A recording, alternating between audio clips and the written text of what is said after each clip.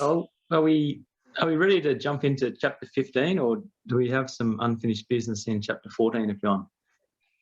Oh, Lucas, I've got unfinished business in chapter 1 yet. Yeah, okay. We'll push on then. Maybe we did. Yeah, the only thing I was wondering about was you made a brief comment at the start of last time about that last bit there where Jesus says, I shall talk much longer with you, for the prince of this world approaches.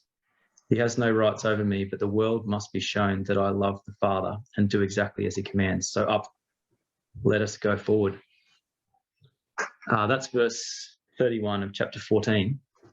And I think you made a comment about just Jesus making it clear then that there's a battle going on here.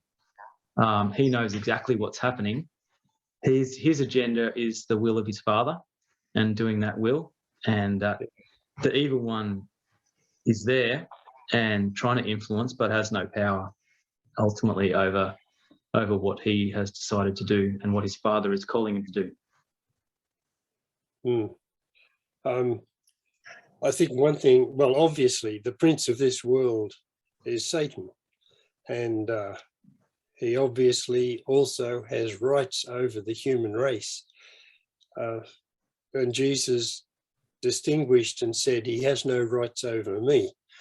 And the reason he had no rights over Jesus was because Jesus had lived without sin. And within this, he obviously was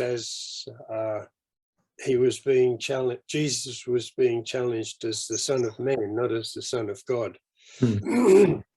And I suppose it's presumptuous for us to try to put ourselves into the mind of Satan and think how he was actually approaching this whole thing. But he obviously thought that he could forward his cause in opposition to God by attacking the Son of God in his most vulnerable state as incarnate, as the Son of Man. And Jesus was well aware that the prince of this world did have power to use Jesus' enemies to do what they did, to crucify him.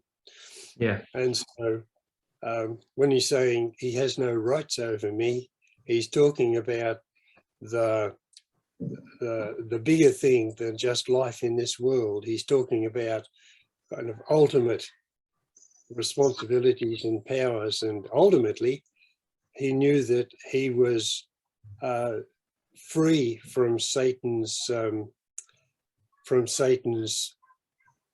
desires and plans, his strategy at that moment. But what he's trying to say there, I think there's something important. He says, "The rights over me, but in order that the world may be shown that I love the Father and that I do exactly what he commands." Jesus is saying, look, I could even resist him, the prince of this world, using my enemies here, the leaders of Israel and the Romans, to actually fulfill his desires, his purposes. I could defeat that as well, but I'm going through with this whole kind of, well, John calls it his glorification, but it involves his death as well as his resurrection and his raising to heaven. Jesus is saying, I'm going through all of this not because the prince of this world is making me do it, but because the Father is making me do it, and he's making me do it out of love. That's just amazing to think of that. That Jesus' motive in dying and giving himself over like that was in order to show us his love for the Father, shown through his obedience even to the point of death, of crucifixion, torture, and all the suffering that went with that, as well as the suffering for the sin of the world. Yeah, So, and part of it, he is breaking the power that Satan has over the world. yeah, yeah. And that was the Father's purpose. And back in John chapter 10, there was something there Jesus said, the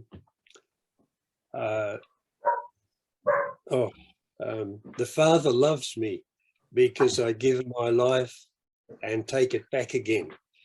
I don't have to give it. It's my free choice. Nobody's made me. I'm doing this of my own free will. Wow, that's extraordinary. Yeah. You remember it in John chapter 10? Yeah. But it's this extraordinary that the one who is the Son of God would freely choose to submit and obey the will of the Father. It's like it's the Godhead in unity, in harmony with each other. Yeah.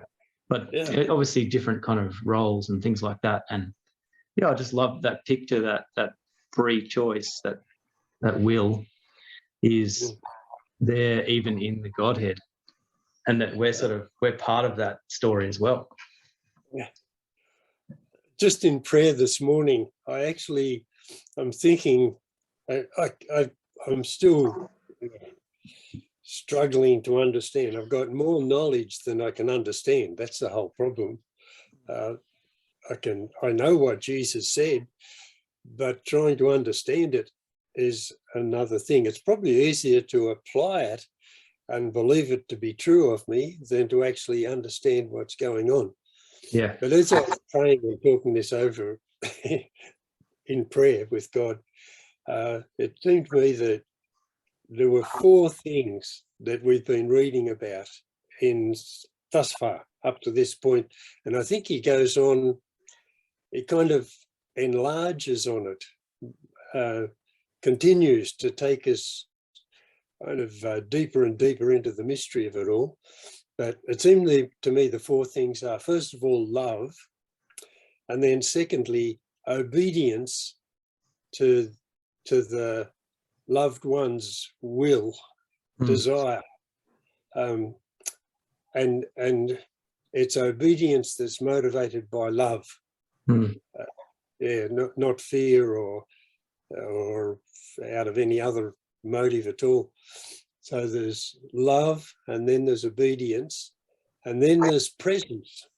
Yep. We just thought of that in the last part of chapter 14 there, where it said that he who loves me will heed what I say, and the Father will love him, and we will come and make our home with him.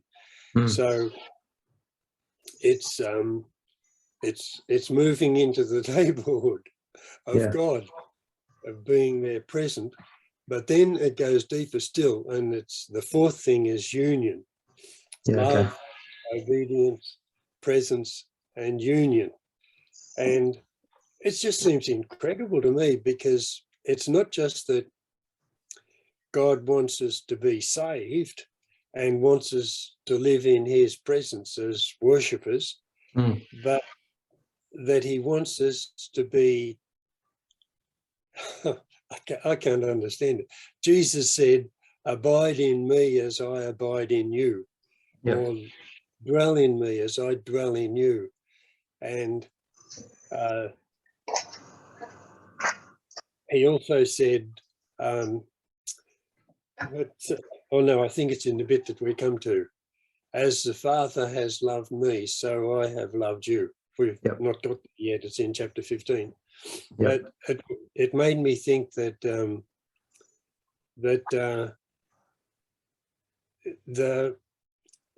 and this is a bit I can't understand, that we are united to God in the same way as the Word is united to God. Remember it in chapter 1 where it says, when all things began, the Word already was. The Word dwelt with God, and what God was, the Word was. That the word dwelt with God is actually, the pronoun there is a rare, well, it's used in many contexts, many different contexts, but when it's the preposition pros, and literally it means towards. And so the word was towards God. And yeah, I think we talked about that at the time, that it was, what does the meaning of it in that place is directed toward and regulated by. And Westfield says that, or he interprets it as saying the realization of the being of the word was, no, the being of the word was realized in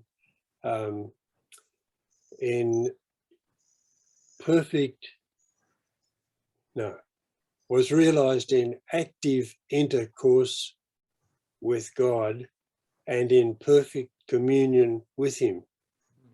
And when it's saying that we're united with God, I think that that's what we are destined for the realization of our being to be in active intercourse and perfect communion with God. I think that's what it means to have union with God. Yeah. Well, yeah. So when you think about those four things, love, obedience, presence, and union, is there from a human perspective, is there any order we should be dealing with those things from? You know, do we get loved first, then we obey? Is obedience the door to being fully loved? I suppose there must be some logic to it, but I think as far as we're concerned, it's beyond we can't put a logical frame around it. That's what I mean. You can know it, but you can't understand it. Well, I can't understand it anyway.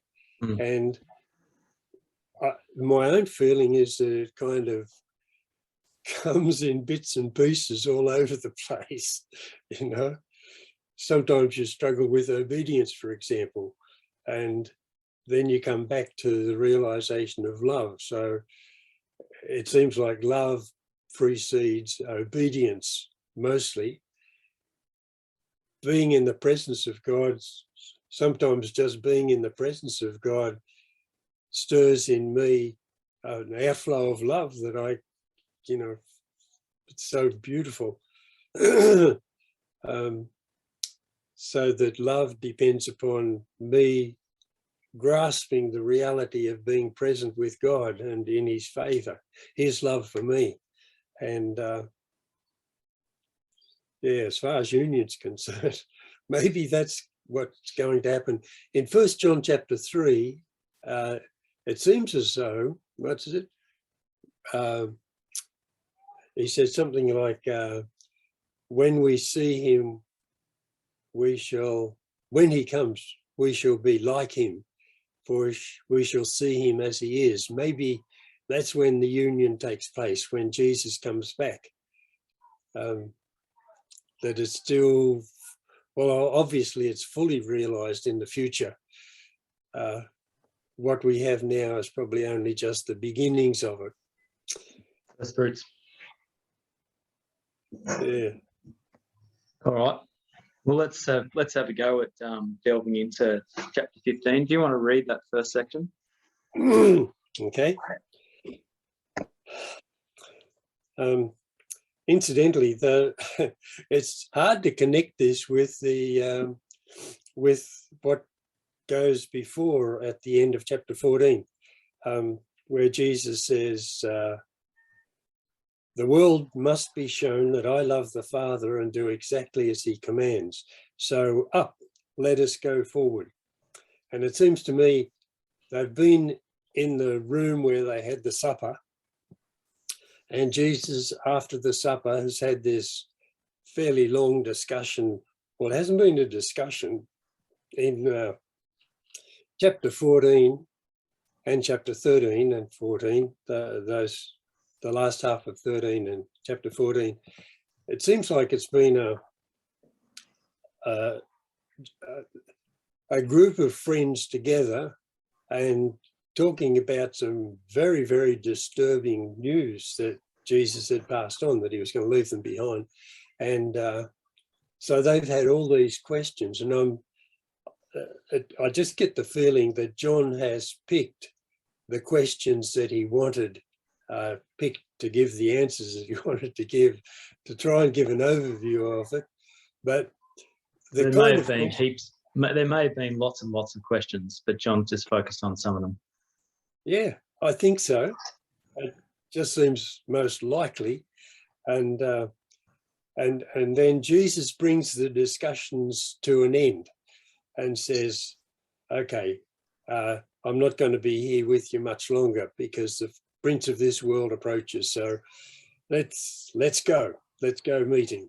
And so they leave the room and head off across to Gethsemane. It just seems to. I like that bit because he's been talking about these incredibly deep ideas, and then suddenly you're snapped back into reality and you realise this is all happening in a historical context where there's an event actually taking place. Yeah. And so they get up and they move somewhere else. Yeah. And you can imagine them walking out, and I got something there, I printed it off out of Josephus, but they're walking from the room wherever they had the Lord, that had that supper, and they had to cross out. In chapter 18, it says they went across the brook Kidron into the Garden of Gethsemane. So it's between wherever the house was and the Kidron Valley, which is just outside the city walls. And so they probably had walked, well, they must have, because the temple was right along that edge of the city. So they would have walked through the temple, and Jesus may have stopped. Remember, this is the evening of Passover, so it's a full moon, and it's the day before. Or the day before, so it's nearly a full moon. Yeah. And so it would have been as light outside almost as daylight. And if they went past the gate of the temple, over the gate, there was a huge replica of a grapevine with grapes hanging down. And Josephus says, did I say Josephus? Yeah. Flavius Josephus, yeah. Each bunch of grapes was made out of gold, and it was the size of a man, as tall as a man. So it would have been pretty impressive. And in the moonlight, it would have been shining in a kind of rather eerie way. This huge grapevine going right across the main gate into the temple, into the courtyards, and yeah, these bunches of grapes hanging down. And it seems to me that the most likely thing to trigger off this discussion that they had as they were walking away from the room must have been coming in sight of this gate and this golden vine with these golden grape bunches of grapes over this massive door. Would have looked so impressive, and you couldn't, it seems to me, even if you'd seen it 100 times before, walking past, you couldn't help but glance at it again and admire it. And I think this is happening when Jesus says, "I am the real vine." Yeah. These are not new ideas though. This is really just a metaphor that's helping explain the stuff that he's just been telling them. Yeah, obviously. It's building on it. He's a good teacher. I know when I'm teaching, I've got to say the same thing about 20 different ways before they understand it. Yeah. So, right. So he comes up with the metaphor. Where do I read down to, Lucas? I think this first section probably goes down to verse 10. Yeah, that sounds good. So up, let us go forward. And then you have to imagine a space of time while they find their way through the street until they come to the temple, heading across to Gethsemane, to the Kidron Valley. Jesus says, I am the real vine, and my Father is a gardener. Every barren branch of mine he cuts away, and every fruiting branch he cleans to make it more fruitful still. You've already been cleansed by the word that I spoke to you. Dwell in me as I in you. No branch can bear fruit by itself, but only if it remains united with the vine. No more can you bear fruit unless you remain united with me. I am the vine and you the branches. He who dwells in me as I dwell in him bears much fruit, for apart from me you can do nothing. He who does not dwell in me is thrown away like a withered branch. The withered branches are heaped together, thrown on the fire and burnt. If you dwell in me and my words dwell in you, ask what you will and you shall have it. This is my Father's glory, that you may bear fruit in plenty and so be my disciples. As the Father has loved me, so I have loved you. Dwell in my love. If you heed my commands, you will dwell in my love, as I have heeded my Father's commands and dwell in his love. So the start there, he's obviously introducing that idea of being the vine. I am the vine. He focuses at the start on the idea of his father being the gardener. So the vine, you sort of see that idea of the vine being something that comes from the imagery on the temple.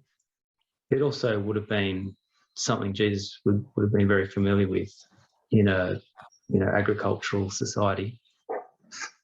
And it's another example of his ability to draw the deepest truths from the simplest of ideas that are there all the time in front of people.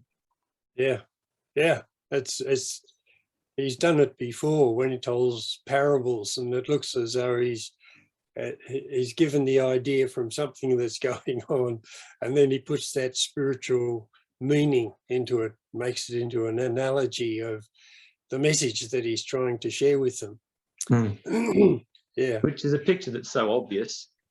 Yeah, no, everyone knows that a branch cut off from the vine is going to die, and that picture of the nutrients and the life flowing from the vine through the branches, and then the idea of the branches being fruitful. That seems to be a strong sort of theme in there, that he wants them to see that you've got to be fruitful. Yeah. And there's pruning that'll happen.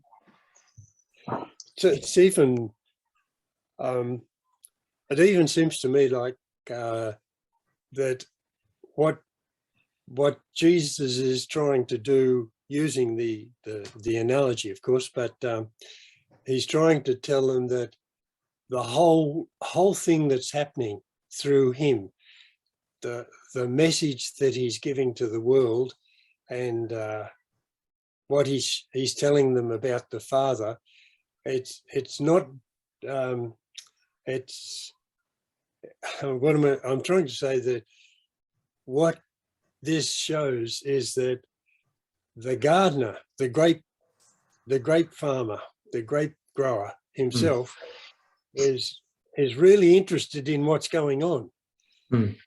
He's interested in the vine that is growing, making sure that it's got the right nutriments and watered when it should and whatnot. And he's interested in the branches, and he's interested in the branches being fruitful, obviously, because he's a grape grower.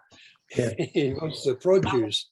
And that this is this whole agricultural picture is a good way of showing that God himself is active through Jesus and through the disciples for his own purposes. And it reminds me again, you know, that where in Ephesians it says that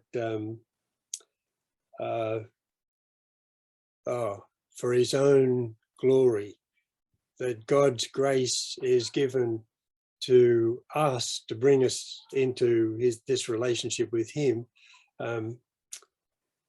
because it is for his own praise and glory.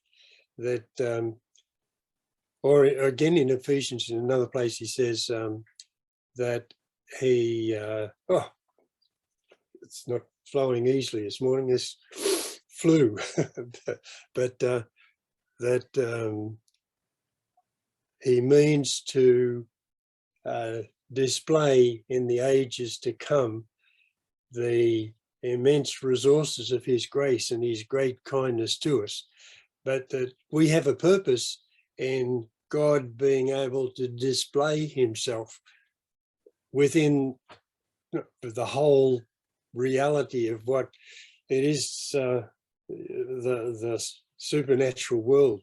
We see it from here, but in his presence, he is, through what he's doing in us, producing for his own glory and praise. Yeah. I don't know if I'm saying that properly or not. What I'm trying to say is that God is being creative through the church, through us as the disciples of Jesus. And he's producing something that is giving him great pleasure.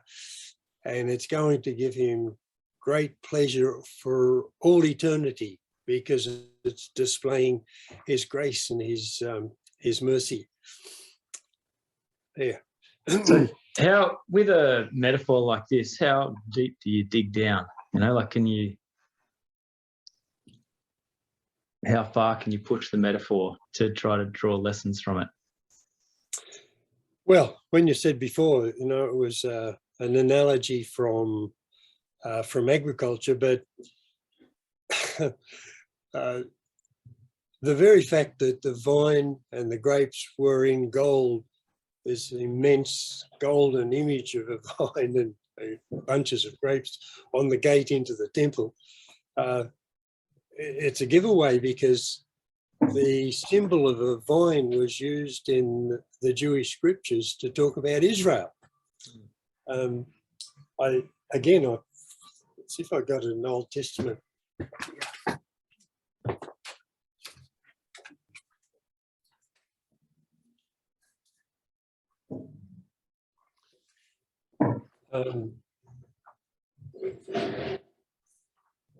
Yeah, like in Hosea 10:1. Israel is like a rank vine ripening its fruits. His fruit grows more and more and more and more, his altars, and so on. Or in Isaiah chapter 5, the whole chapter is talking, it's a little bit like what Jesus did here. It's an analogy. It says, I will sing of my beloved my love song about his vineyard. My beloved had a vineyard high up on a fertile hill. He trenched it and cleared it of stones and planted it with red vines. He built a watchtower in the middle and then hewed out a winepress in it. He looked for it to yield grapes, but it yielded wild grapes. Now, you who live in Jerusalem and you men of Judah, judge between me and my vineyard. What more could have been done for my vineyard that I did not do to it? Why then, when I looked for it to yield grapes, did it yield wild grapes? And there are another one in Psalm 80, O God of hosts, restore us. Make your face shine upon us that we may be saved. You brought a vine out of Egypt. You drove out nations and planted it. You cleared the ground before it so that it made good roots and filled the land, and so on. So that in the scriptures, the grapevine is used to represent Israel. And it could well be when Jesus said, I am the real vine, what he's saying there is that I'm the real Israel. Yeah. God chose this nation and made it as the vehicle for him to reveal himself. And they failed miserably. And now along comes the Son of God, who has become incarnate as a man in Israel, rejected by Israel, but able to claim that, in fact, he was the real Israel, that he was finally the one single human being that could reveal God properly. And to do that, he had to be the Son of God as well as the Son of Man. Yeah. We humans failed even with all the best opportunities that Israel had to know God and to serve him and to honor him, but still failed. So maybe that... Yeah. Into that is this picture of the Father being the gardener. So if Jesus is the true Israel, then the gardener's going to come along and every barren branch will cut it away, and every fruiting branch he'll clean or prune to make it more fruitful still. So are those the people who are responding to Jesus? Are they the branches that come from him as the true vine, the true Israel? Well, I suppose so. We're the new Israel. I'm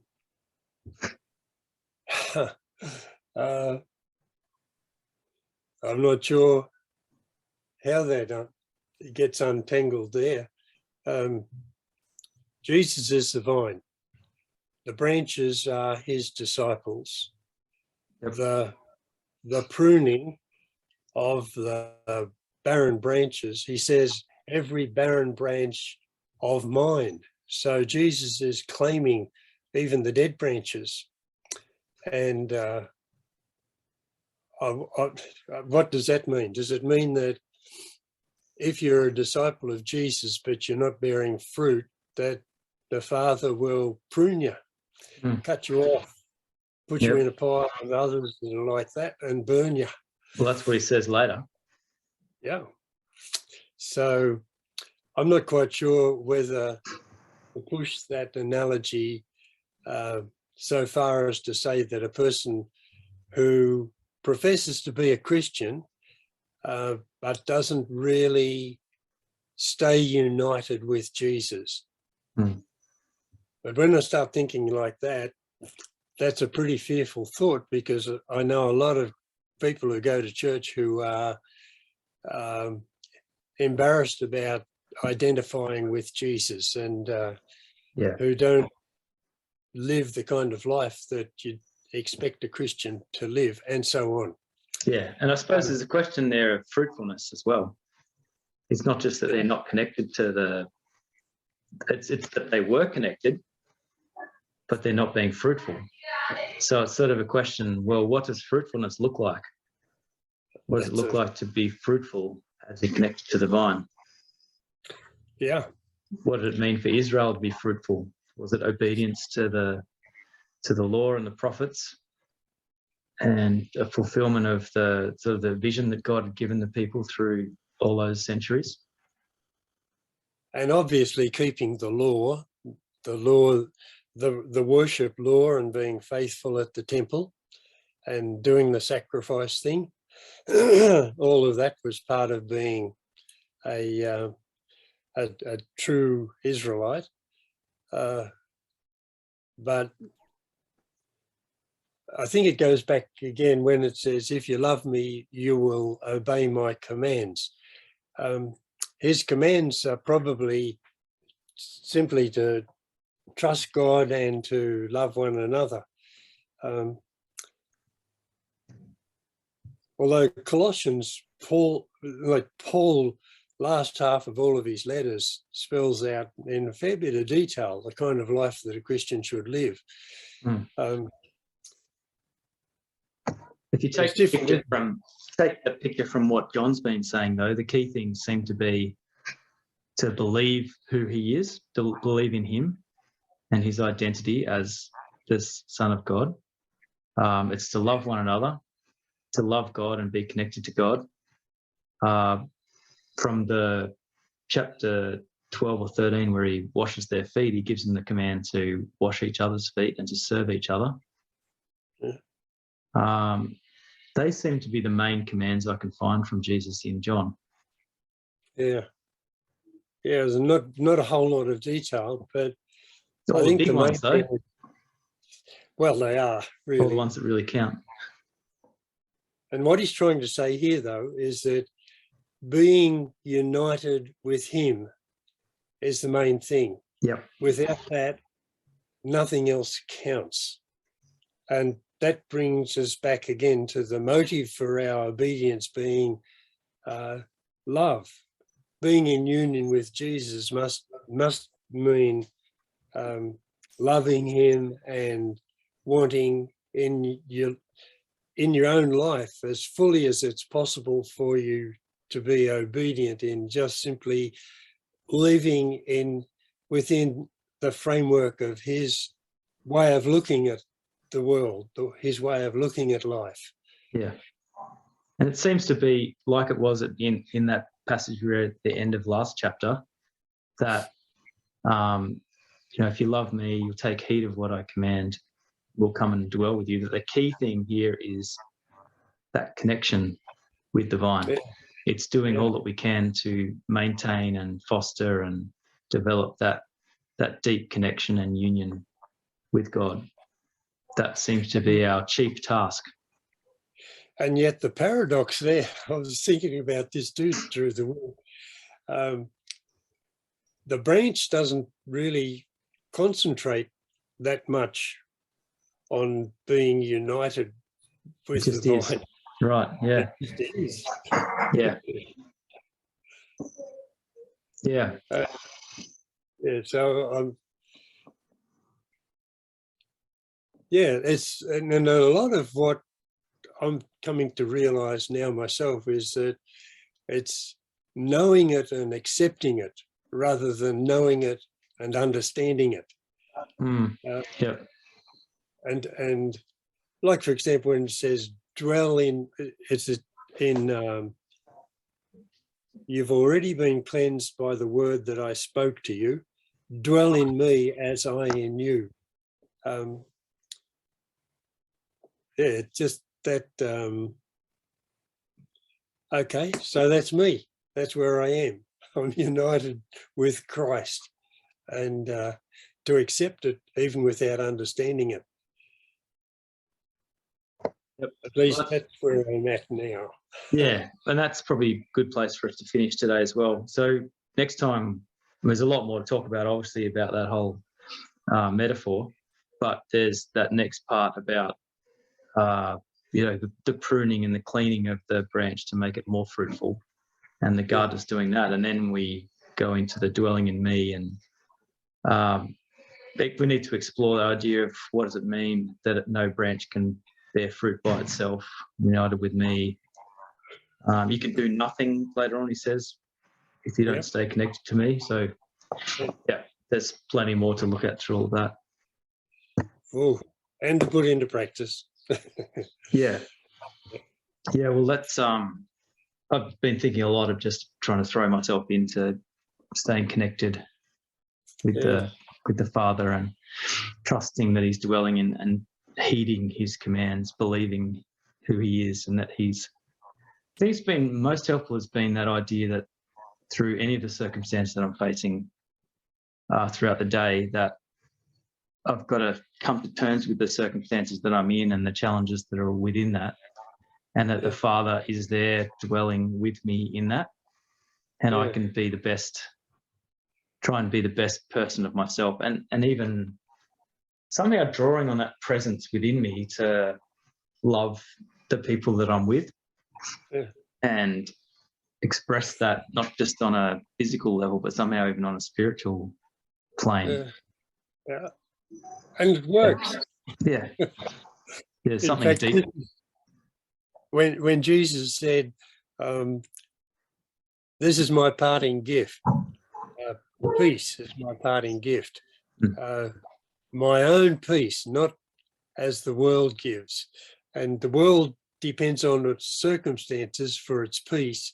But for us, the peace is from within, in our union with God and being sort of in his vineyard, one of the branches, just doing what the grape farmer wants done, bear fruit. And you do that from dwelling in and letting it happen. Yeah, I mean that's where the metaphor breaks down, because human beings are not very good at doing that, unlike branches. Yeah. Cooperation, that's the word. Yeah. Cooperation as best we can. Which, yeah, you never have to ask a branch to cooperate. Exactly. Yeah. Anyway, here we are. All right, thanks, Laurie. What was that? It's an adventure. Oh, yeah. All right, we'll see you soon. See you soon. Bye now.